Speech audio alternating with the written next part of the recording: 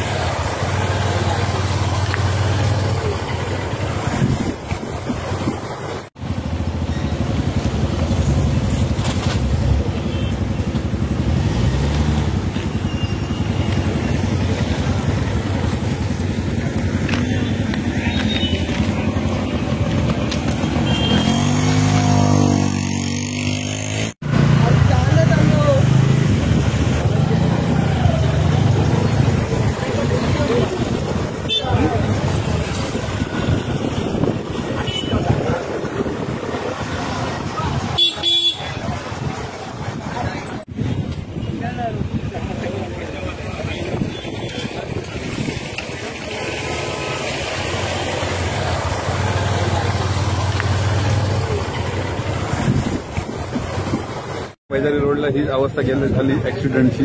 गेल्या वर्षी पण हे असंच चालू होतं। ते खड्डे काही बुजवल्यानंतर ते ऍक्सिडेंट थांबले आणि यावर्षी खड्डे त्याच जागी खड्डे पडलेले आहेत आणि ते ऍक्सिडेंट होत आहेत त्याच जागी परत।